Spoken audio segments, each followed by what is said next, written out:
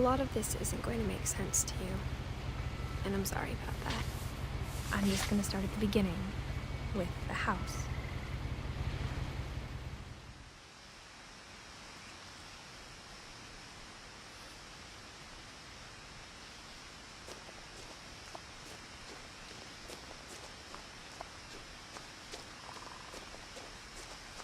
I lived here until I was 11, but I wasn't allowed inside half the rooms.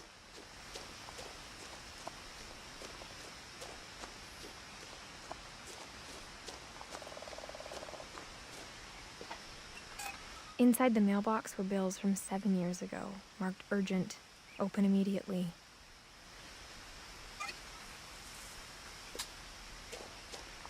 I hadn't been back since my brother Lewis's funeral.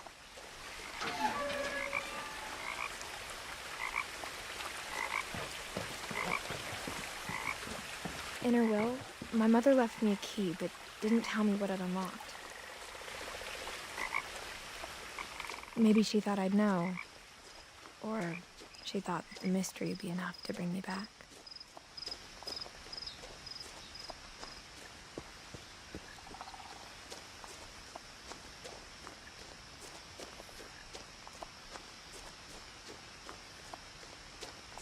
No one had driven this way in a long time, but I saw a few hoof prints.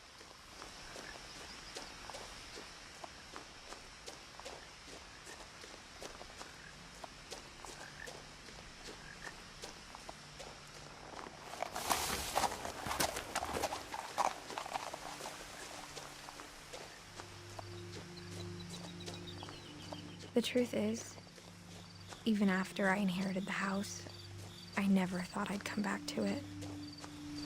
But now I had questions about my family that only the house knew the answers to.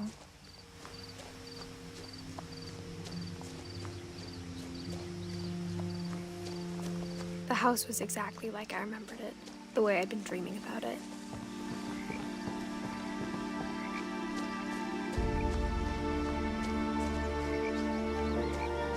As a child, the house made me uncomfortable in a way I couldn't put into words.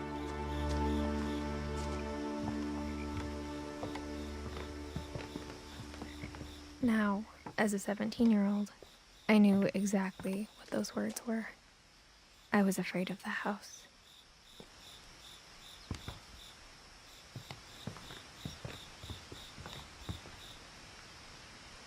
I hoped the key might unlock the front door.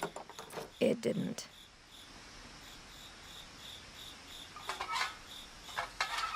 Looking in, I felt like the house itself had been waiting for me.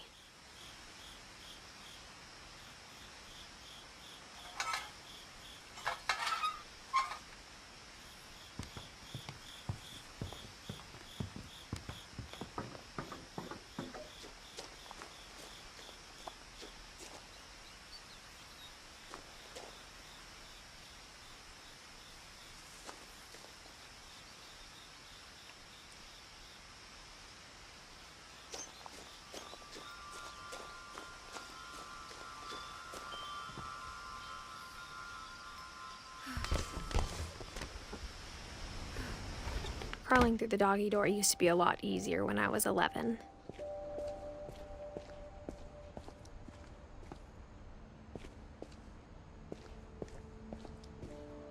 For the first time in years, I felt like I was home. But instead of a family, there were just memories of one. Like how only one restaurant would deliver to our house, so we had Chinese a lot. Or how after Lewis started working at the cannery, we all got sick of eating salmon. Except our cat, Molly.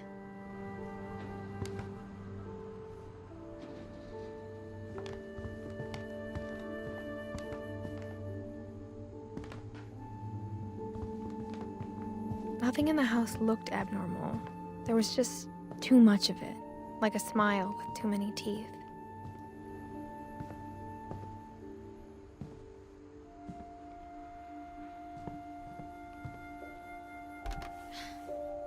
Edie told me once that every Finch who ever lived is buried somewhere in the library.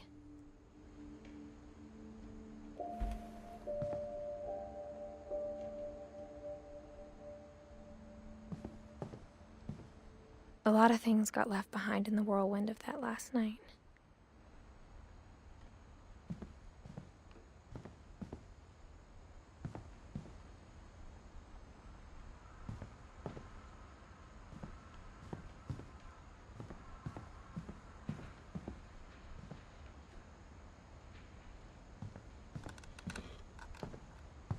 Even the fireplace had a story. Edie told me the bricks came from the original house, after it sank.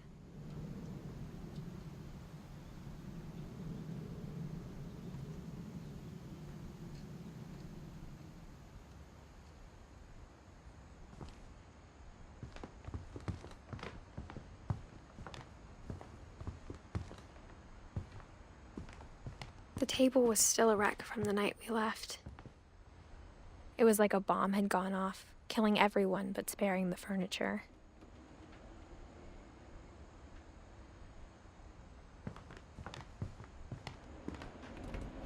My mom was the only one of us who could imagine Great-Grandma Edie living in a nursing home.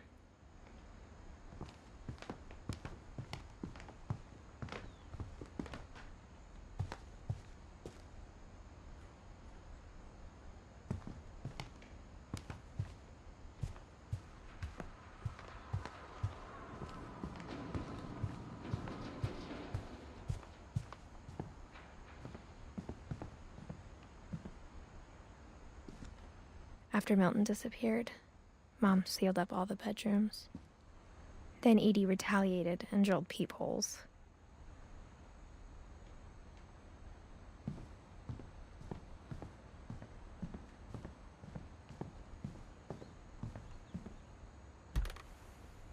As a kid, I just assumed every house had peepholes and sealed rooms you weren't allowed inside of.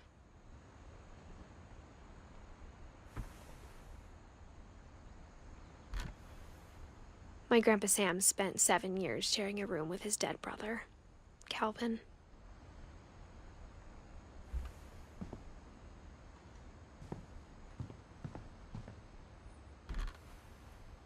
The last time I was in Edith Sr.'s room, I was 10 and she was painting my portrait.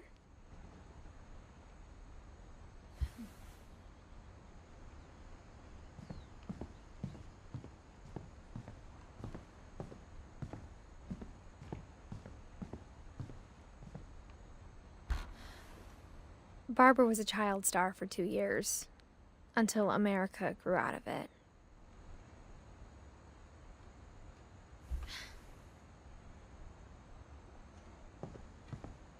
Whenever people ask me about my family, the first thing they always want to know about is Barbara.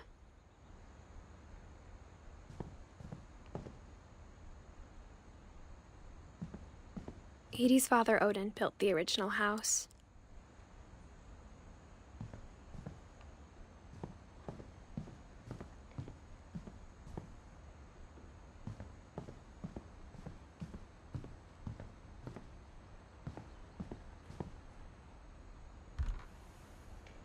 Molly always seemed like a girl I could imagine being friends with, if she hadn't died in 1947.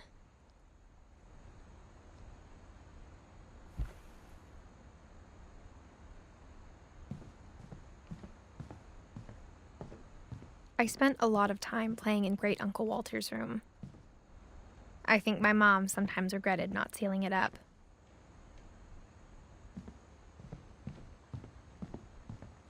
Lewis told me there were secret passages, but I never believed him.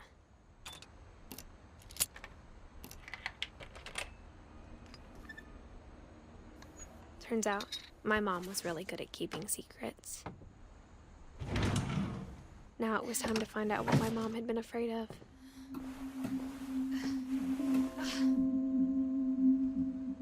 Reading this, maybe it sounds like I had a plan. But I had no idea what was behind that door.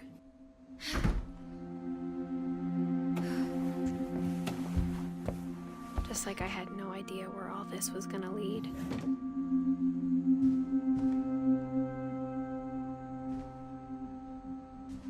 I grew up looking at Molly's room through the peephole. Molly's gerbil had a tiny bedroom with its own even tinier gerbil cage.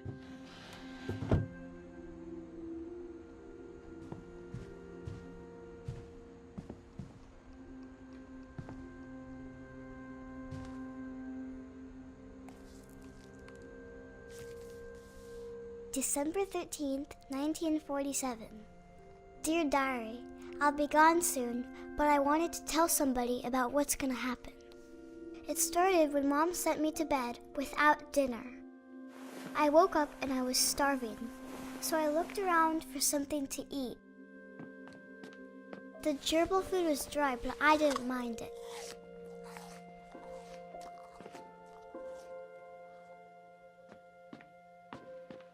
My Halloween candy was all gone.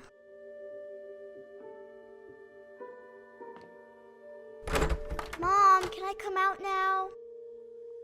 Sweetheart, it's late. Go to sleep.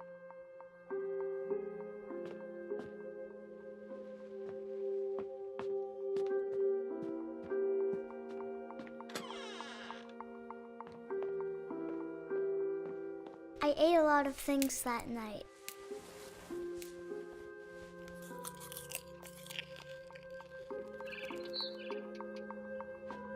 I kept eating and eating.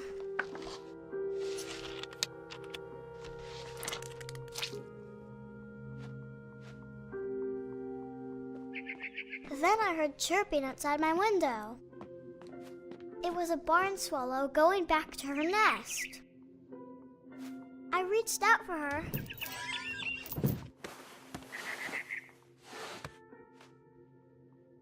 And suddenly, I was a cat.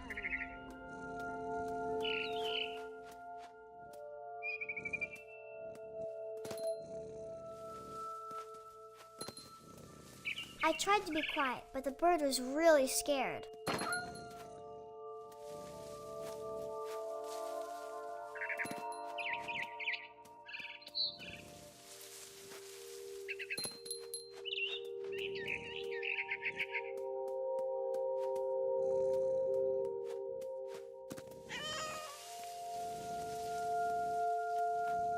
Mom and Dad didn't even look at me.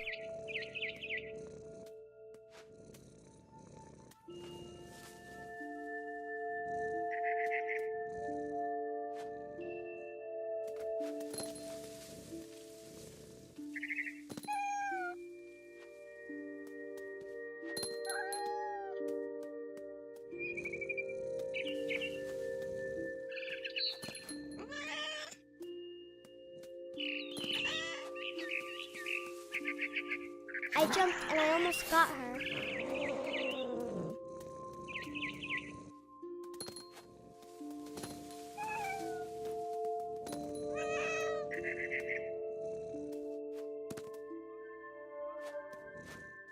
I could tell she was getting really tired. Now I was up in the big tree. I promised Dad I wouldn't climb it anymore. All I cared about was eating that mama bird. I gobbled her up. And suddenly, I was an owl. First, all I heard was the wind. Then I heard little teeth nibbling in the grass.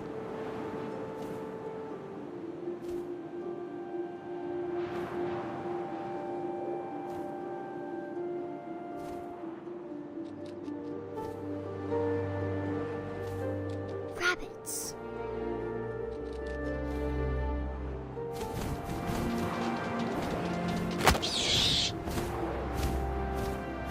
I imagined his face looking up and seeing mine through my talons. I swallowed him up, and I didn't chew one bit. Then I flew off to find something bigger.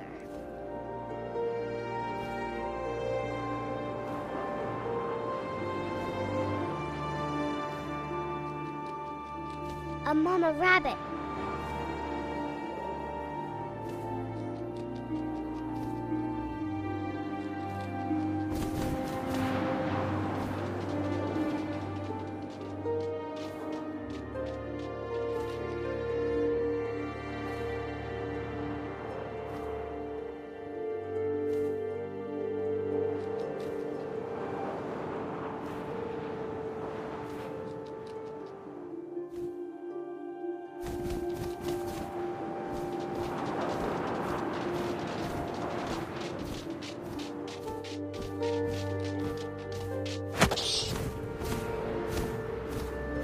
She was almost too big to carry. I started choking, but I couldn't stop eating. And suddenly, I was a shark.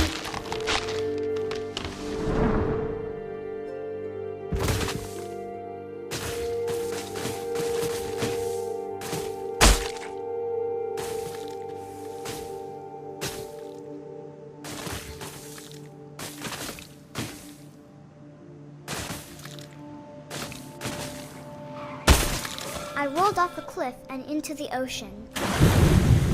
Now, I was hungrier than ever.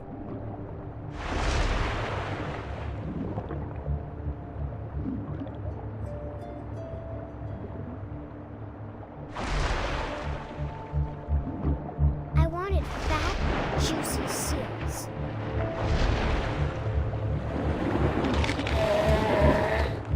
I tore off her flipper, and it tasted really good.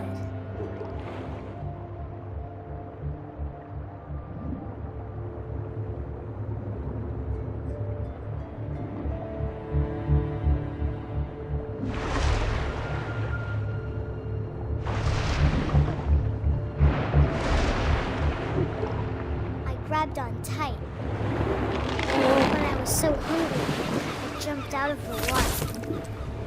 When I opened my eyes, everything had changed.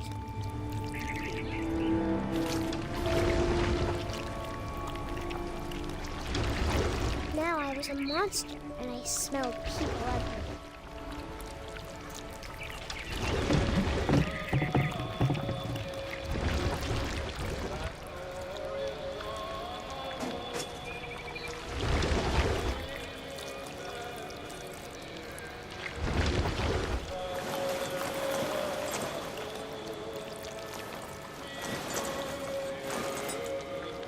I was big, but I moved real quiet.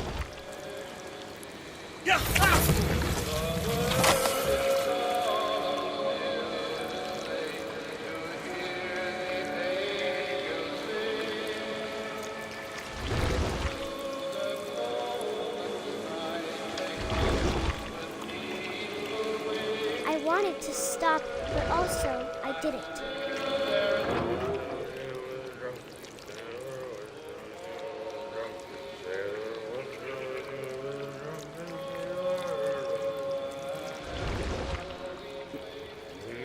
Belly with a rusty razor, belly with a rusty razor, belly with a rusty razor.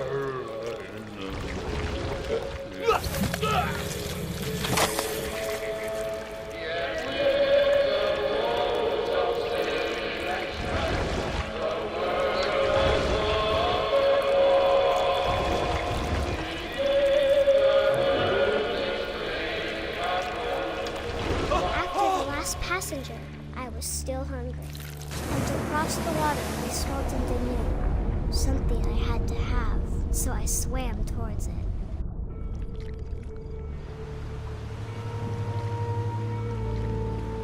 I slithered onto the sand, and the good smell went into an old pipe.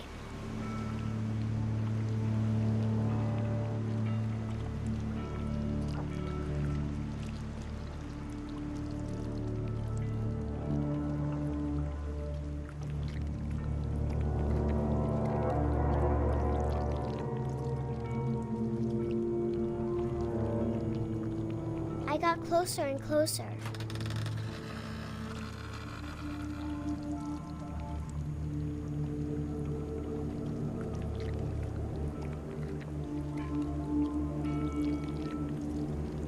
All my stomach started growling. And suddenly, I was me again. I held my breath for a long time, but I couldn't hear anything. I think it's waiting for me to fall asleep. But it's not going to wait much longer. It needs to feed, and we both know I will be delicious.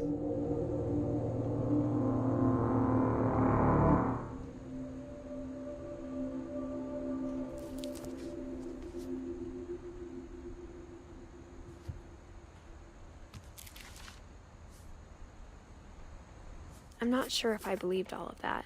but I'm sure Edie would have.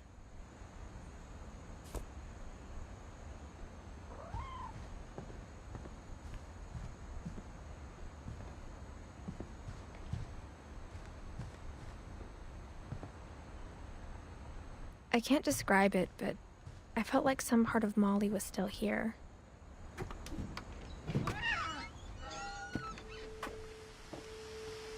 This will be obvious later, but my mom never told me any of these stories. Edie would have, but Mom didn't like bringing up the past. Though, when we adopted a stray kitten, she was the one who named it Molly. I spent a lot of time in Great-Grandma Edie's room.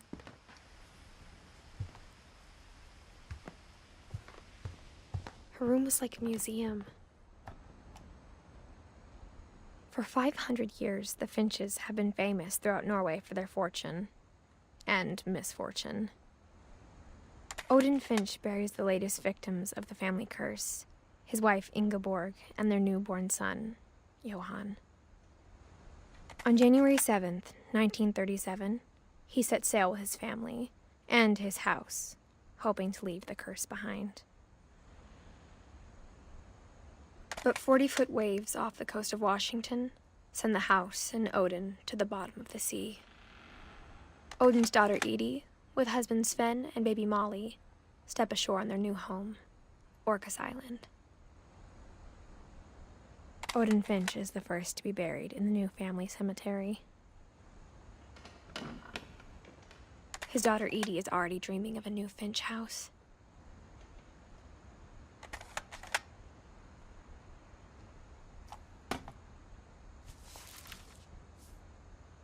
Whatever's wrong with this family, it goes back a long ways.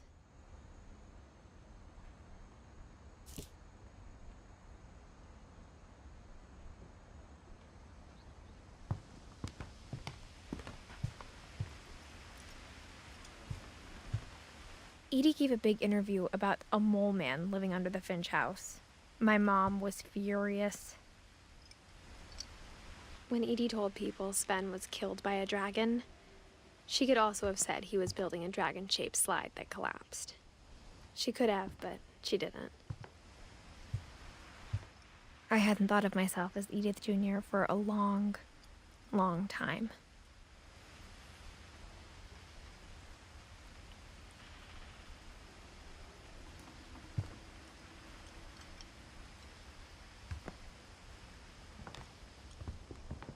Even in her 90s, sometimes Edie seemed a lot younger than my mother.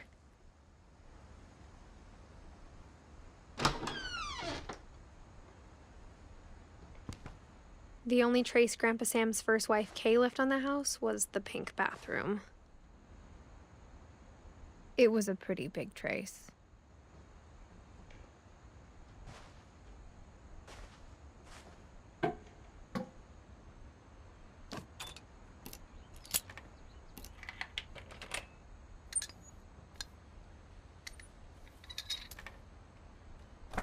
There's a secret in this bathroom.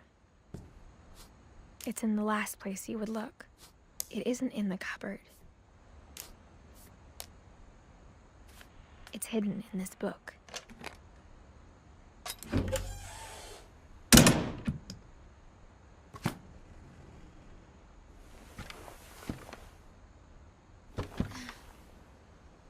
Sven gave Sam an old camera he'd refurbished.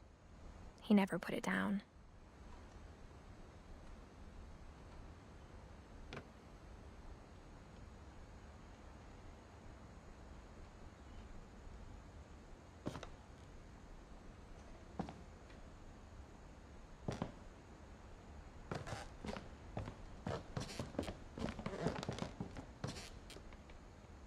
From the paintings on the wall, it was clear my brother Milton had been here before me.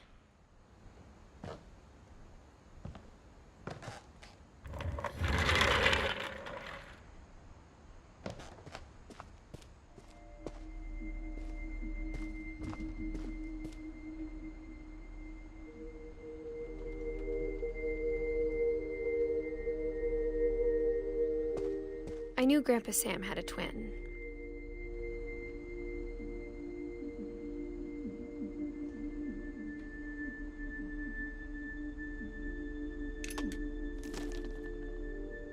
and that he never talked about him.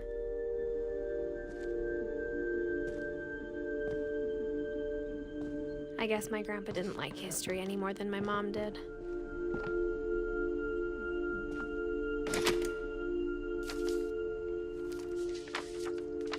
How I Want to Remember My Brother by Sam Finch. The thing I remember is that when he made up his mind, that was it. My brother said he'd die before he ate another mushroom, and he did. At Barbara's funeral, we swore we'd never be afraid again, and he wasn't. I think Calvin always wanted to fly. Sam! Calvin! Dinner's ready! Coming! But that day, he finally made up his mind to do it. I told him going around was impossible. Maybe if I hadn't said that,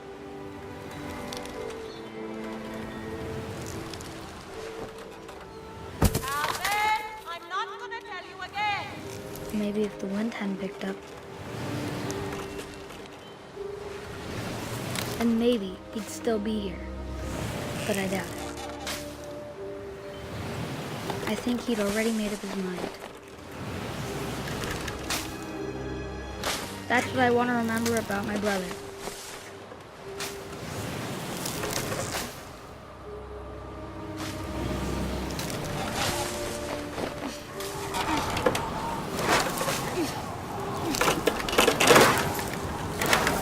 The day he made up his mind to fly. And he did.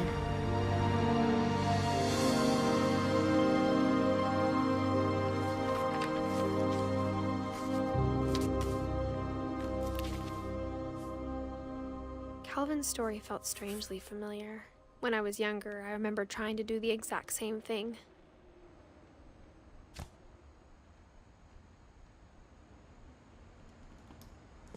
After the funeral, Edie roped off Calvin's half of the room.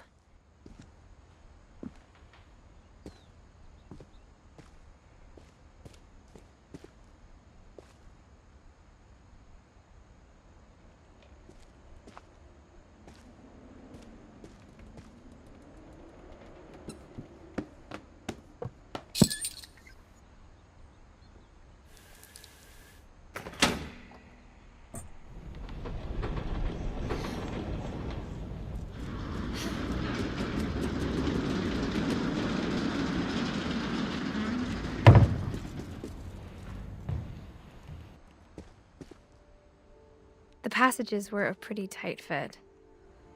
They'd obviously been built for smaller hands and bellies.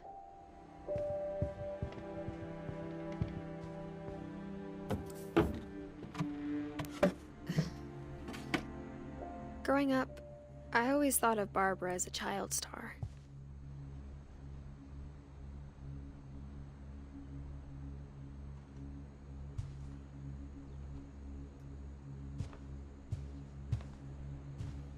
I never thought about how hard it must have been for her afterwards.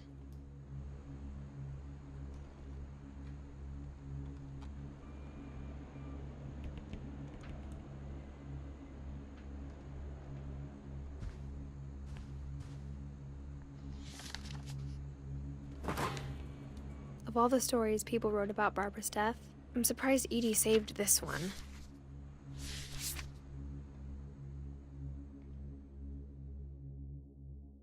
Old Jack here with another ghastly tale inspired by America's most unfortunate family. I'm calling it The Surprise Ending of Barbara Finch. As a child star, Barbara was famous for her scream. Now at 16, she was all washed up. A has-been. But in a lucky break, she'd been asked to perform her signature scream at a local convention for monster movie fans. It was just the boost her career needed.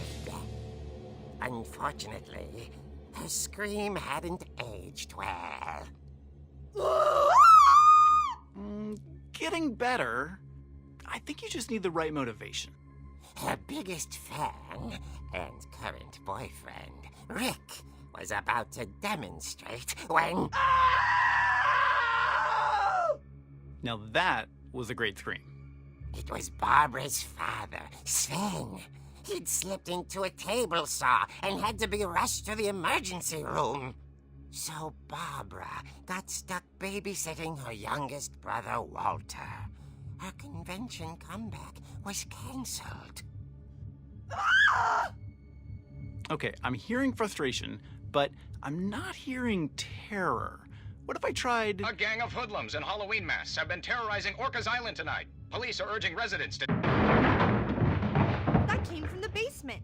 You're right! Also, I loved your delivery on that. Why is your basement door locked? Because my dad likes making puzzles and secret passages. There's a key hidden in the music box. The secret is to keep winding and winding until finally the key pops out. Thanks, babe. I'll be back in a sec. 20 minutes later, Rick hadn't returned. So Barbara went to look for him, right on cue. She reached for the music box. And as she wound the key, she listened for Rick, but the house was silent.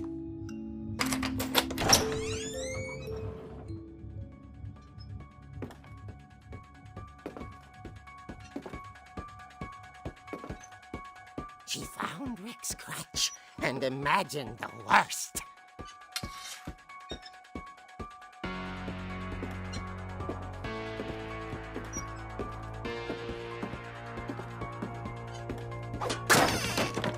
The gang's leader is the infamous Hookman killer, Dr. Carl Hamill, who impaled and then ate his family 10 years ago tonight.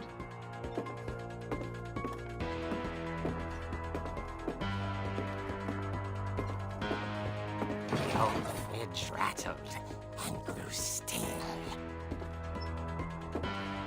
Oh dear! Oh! Rick? Barb, relax. I was just trying to scare you to help you find your scream. Well, I'm not scared, Rick. I'm furious. Then act furious. All I'm getting from you now is that you're hurt and confused and you're...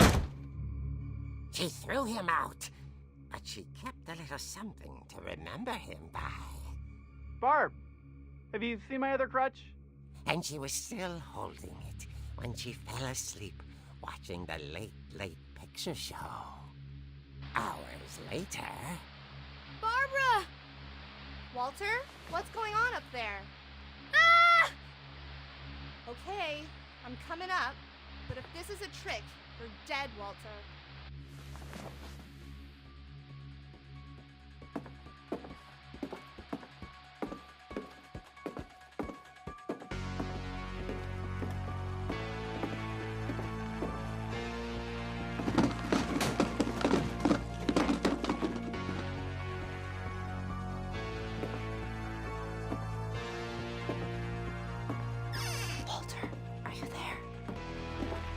Walter had vanished, but his bedside radio was still on.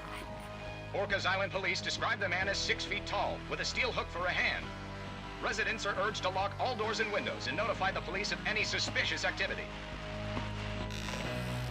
Barbara turned, saw the hook man, and was speechless. He was quite smashing. And who he was, he couldn't get enough of Barbara. Okay, Barbara, there's gotta be another way out of here. That night, she played her part beautifully.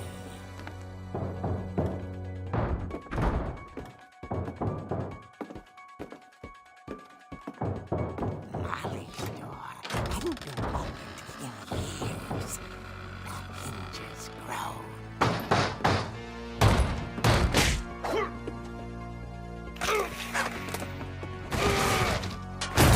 He wasn't moving, but she sensed the story might not be over yet.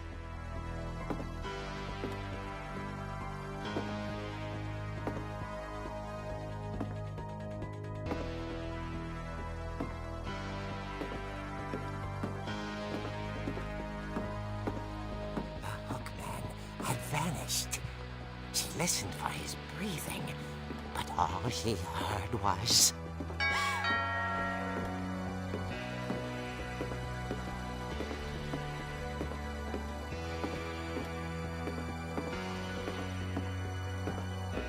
At the door, she heard whispering. It was coming from inside the house.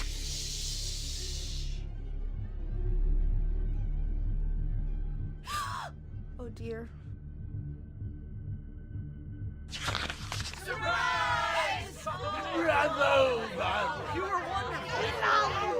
The monsters had come to surprise her. For Barbara, it was a dream come true. Then she saw what kind of monsters they were, and she realized what was about to happen. She was going to be famous. And with her final breath, Barbara Finch gave the performance of her life.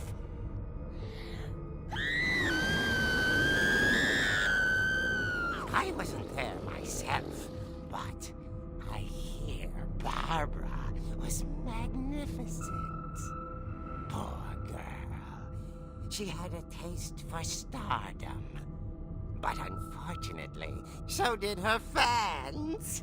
Of course, the police blamed it all on poor Rick, who disappeared the same night. And little Walter? Hiding under his bed the whole time. He took it all pretty hard, but that's another story. As for Barbara, tucked inside the music box is all they ever found of her. Her ear.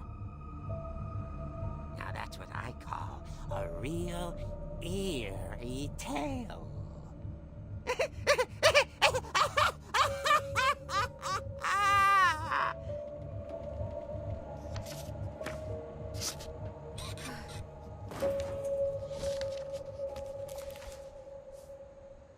Edie told me all Barbara wanted was to be remembered, as absurd as that comic was. Maybe what Edie saw was a happy ending.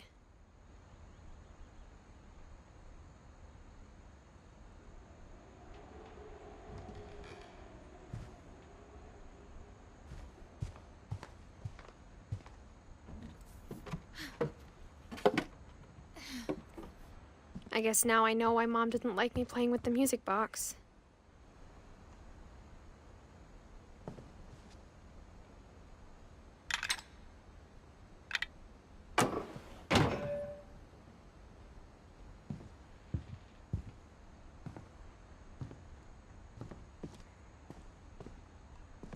Mom must have locked the third floor stairs on the night we left.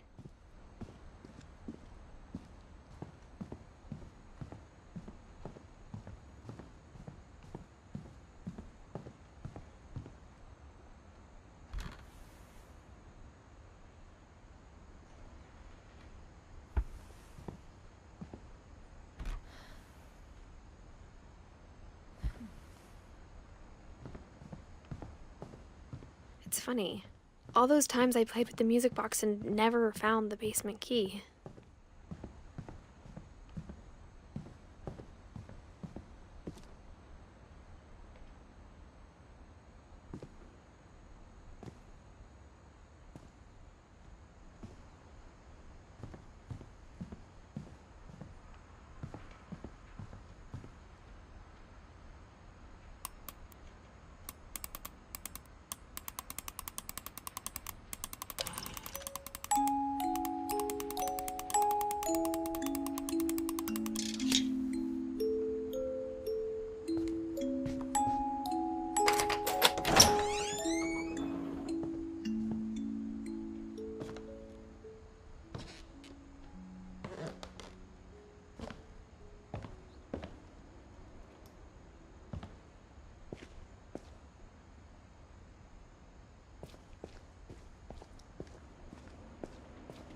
Mom said the basement was off limits, unless I wanted another tetanus shot.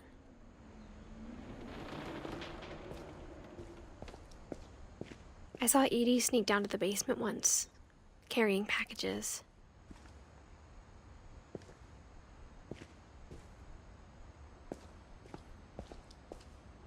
I thought maybe she was hiding presents.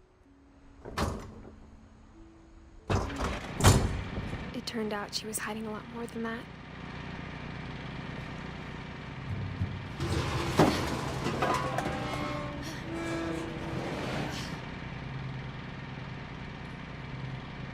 I remember asking Mom once about where Walter had gone. She said after Barbara died, he got as far away as he could.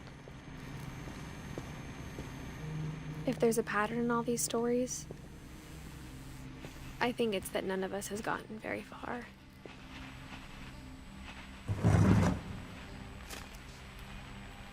Goodbye, everyone. I can't believe I've been down here for 30 years. On that first day, after the shaking started, I didn't think I'd survive a week.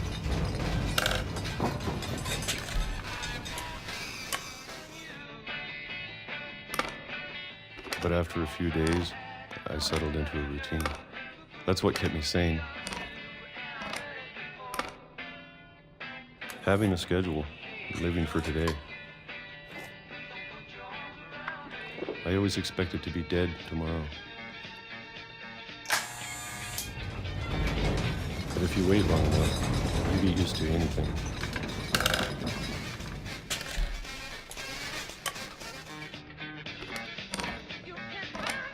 Even a monster on the other side of a door starts to feel normal. Almost friendly.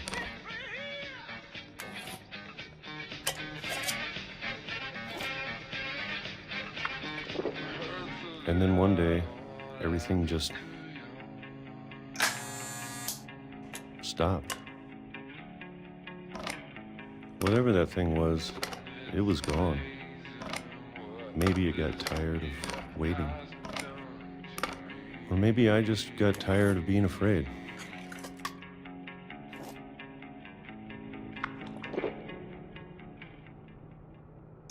It's been a week now, the longest in 30 years.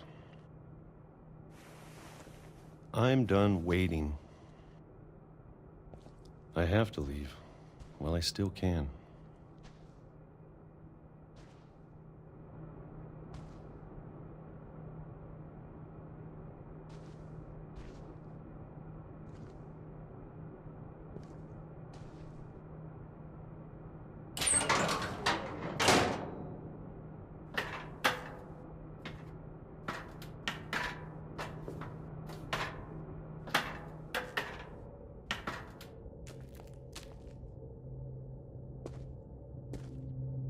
I know it's out there, somewhere.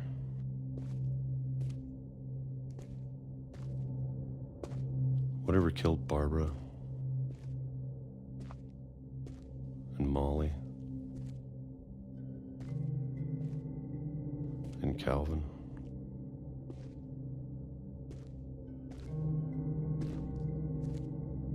Maybe this is all a mistake.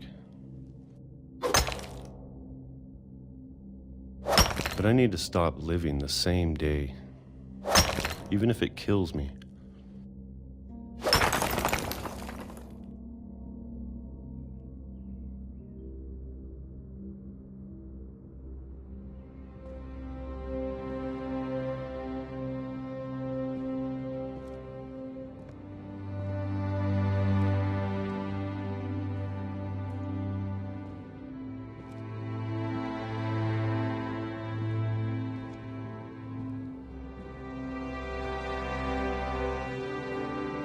Whatever's out there, I want you to know I'm ready for it. I'm going to appreciate all of it, especially the food. I don't mind if I only have a year left. Or a month. Or a single week. I'd be happy with one more day. I can already imagine the sun on my face.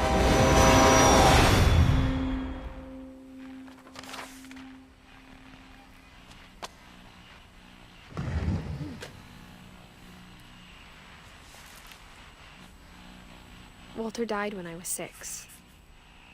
I can't believe my mom never told me he was down here. I'm sure my mom was trying to protect me.